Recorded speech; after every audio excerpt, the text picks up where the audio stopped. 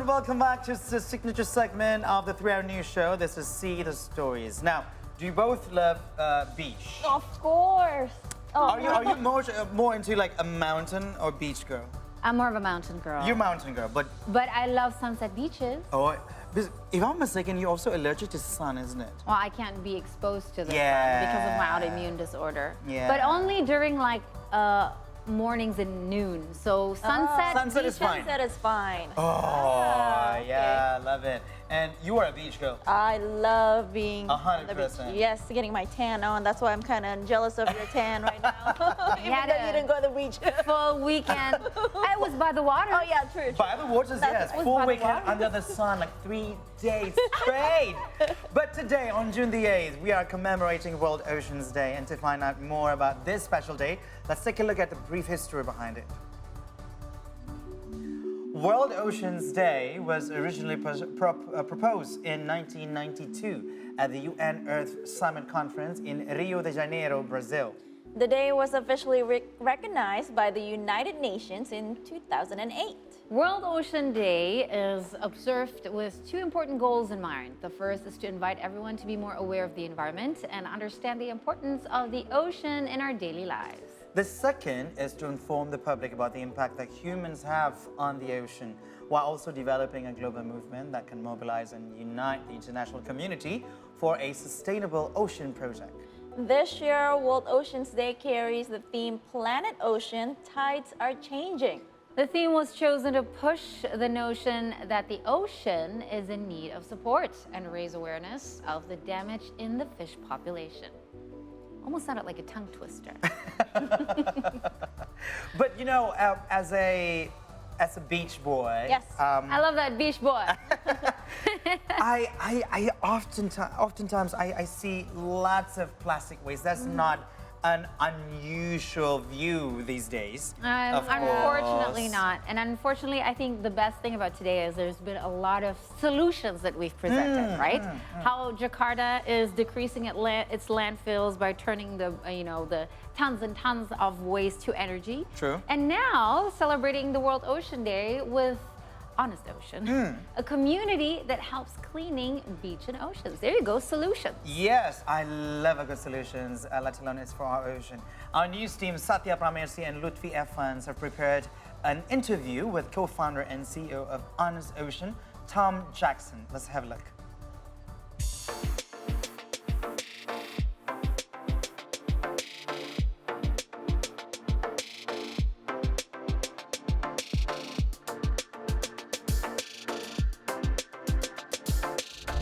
We are now connected with Tom Jackson, the CEO and founder of Honest Ocean, an organization that aims to clean oceans and beaches all around the world, perhaps starting at the moment in Lombok in Indonesia.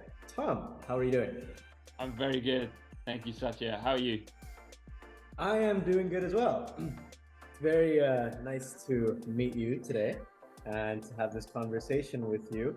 First of all, I'd like to know, what does your organization, Honest Ocean, actually do?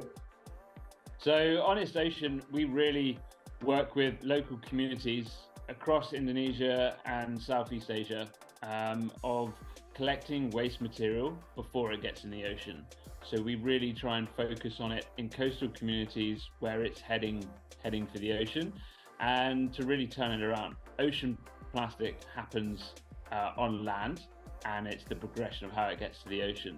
So yeah, we work with locals to create very small micro businesses so they can turn the plastic waste on their doorstep into a commodity, and we will take that from them and then recycle that in East Java into material back into the recycling market.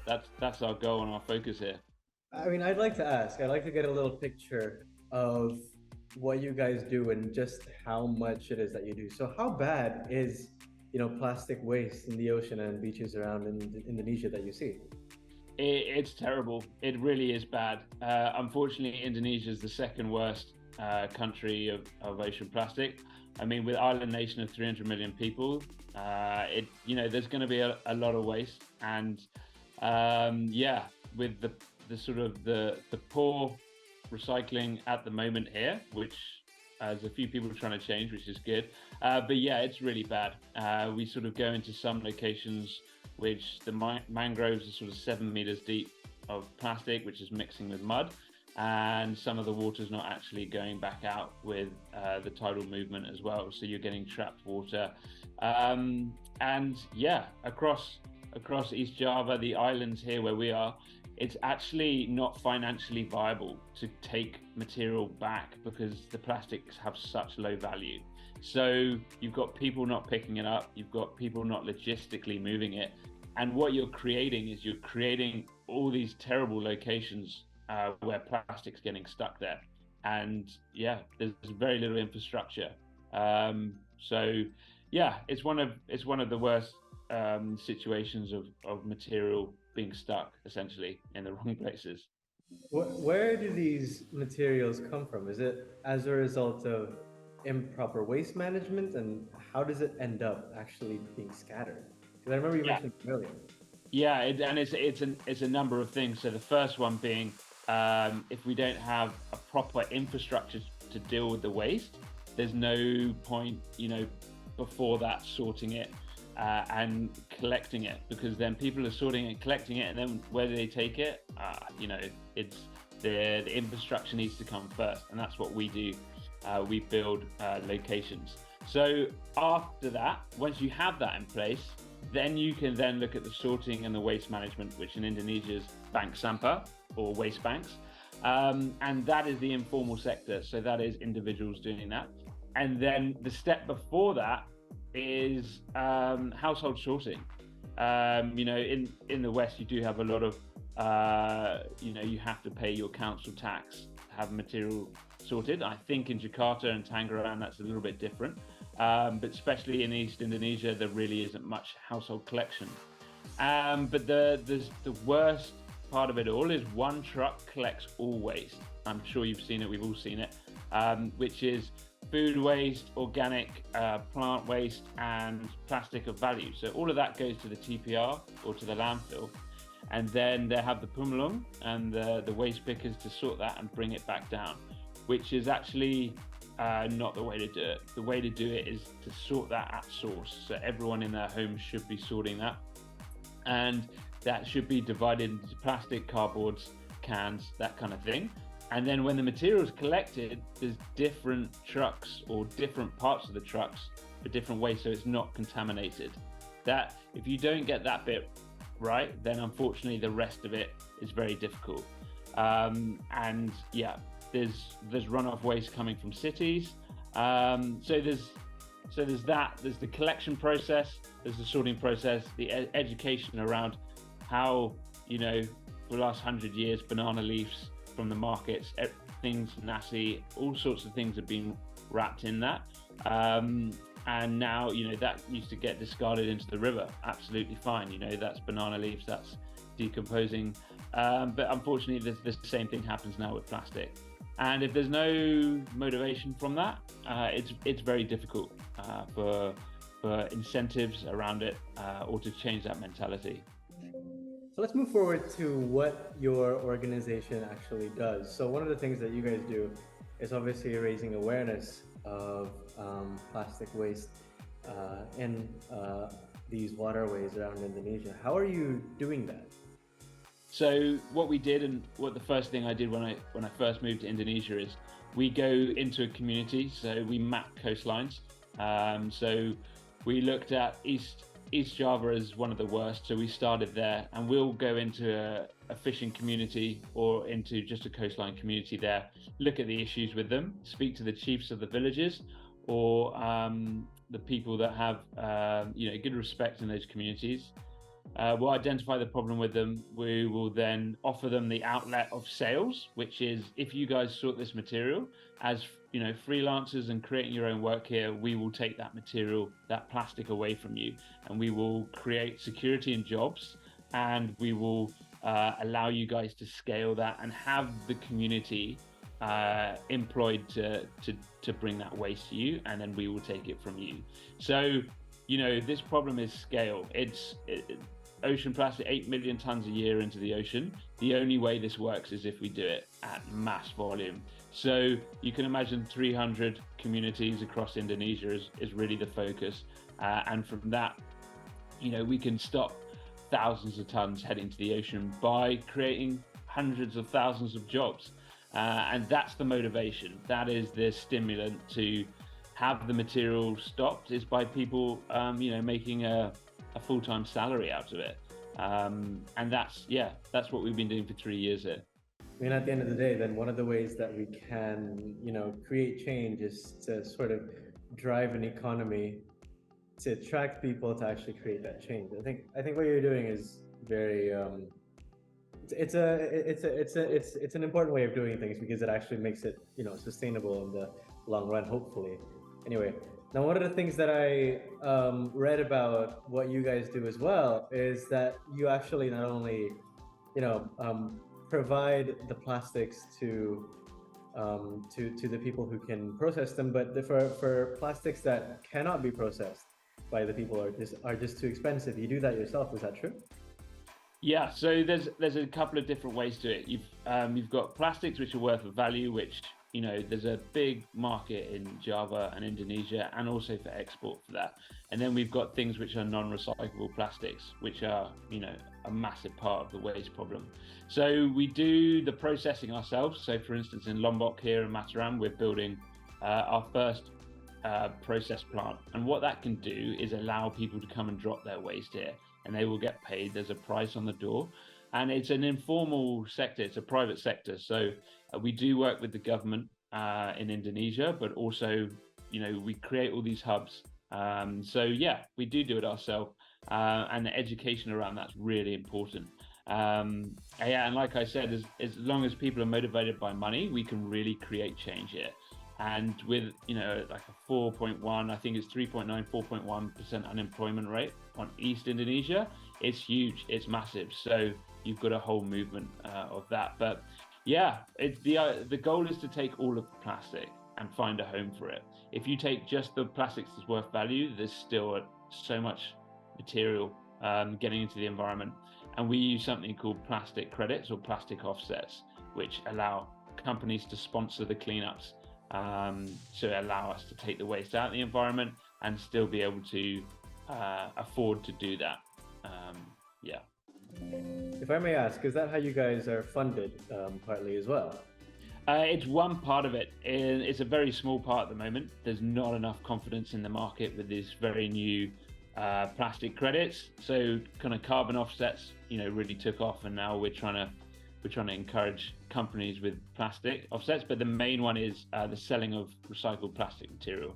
That's the core business for us, and also exporting it to other countries to get this plastic away from Indonesian shores.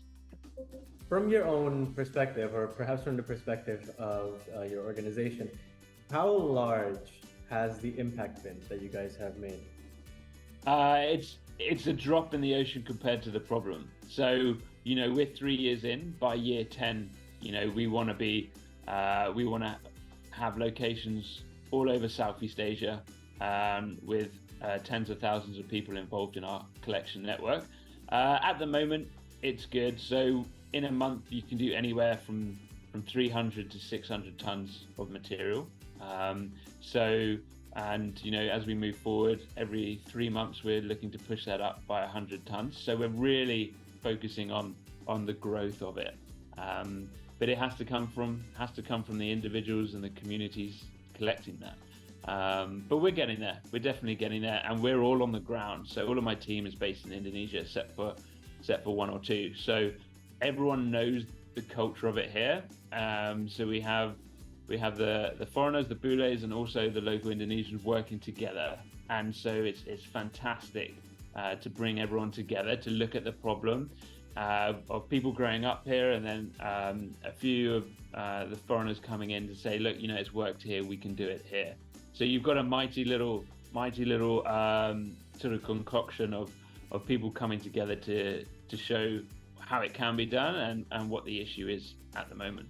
Absolutely. The great thing about World Oceans Day is it's a time where everyone puts it at the forefront of their brain in terms of, okay, it's Ocean Day.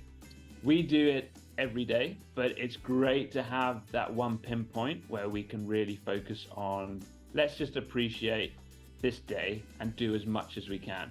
And because of this, we've actually created something called the Island Network, which will be the biggest ever collection of plastic from 4 islands, from 4 different collection groups, and it will be plastic collected right back into production. So all of the plastics, we will take that and make products into a few weeks later.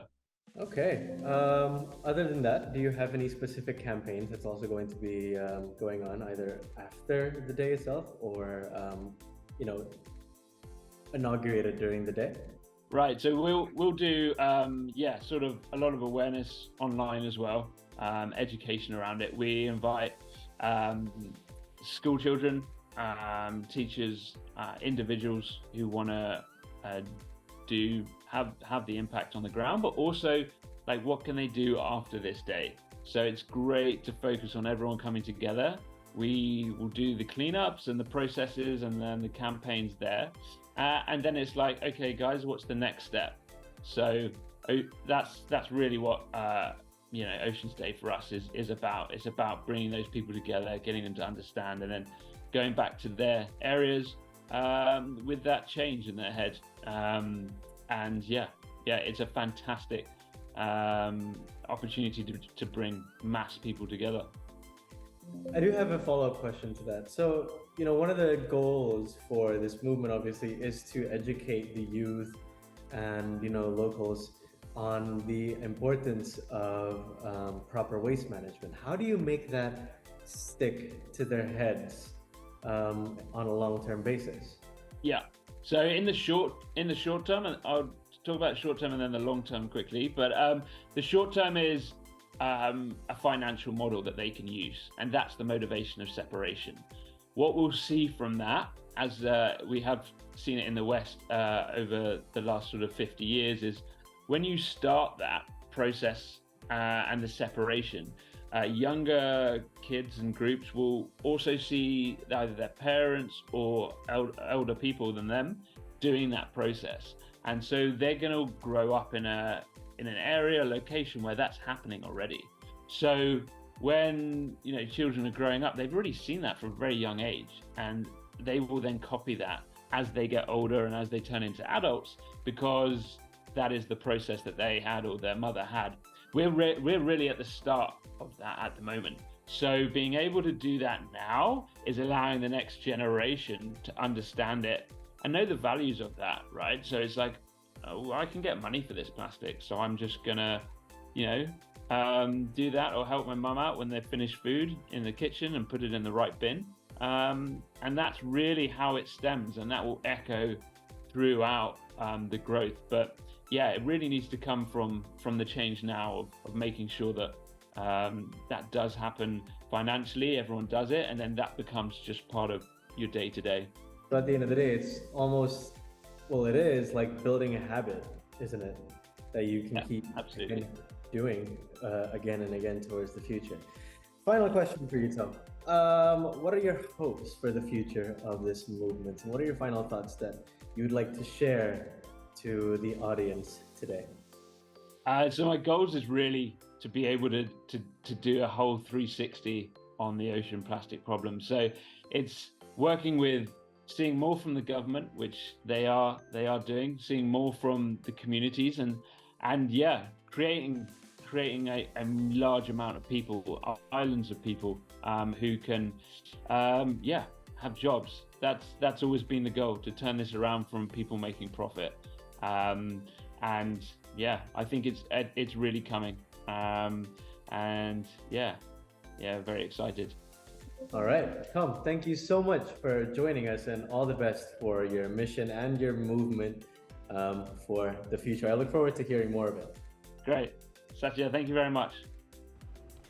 And that was Tom Jackson, the CEO and founder of Honest Ocean, where we had a really great discussion about the importance of waste management for the protection and the conservation of our oceans and our waterways. Stay tuned because after the break, we will have more for you on Sea Today. Thank you, Messi. But listening to that conversation, I thought to myself, what have been my contribution to the sea? But have you ever thought of that? What is your contribution to the sea? I mean, to keep our ocean clean, let's say. Not littering, that's one. Yeah. Right, not yeah. That makes sense. I I mean, little action goes along the way. yeah, as simple as, you know, you separate your waste.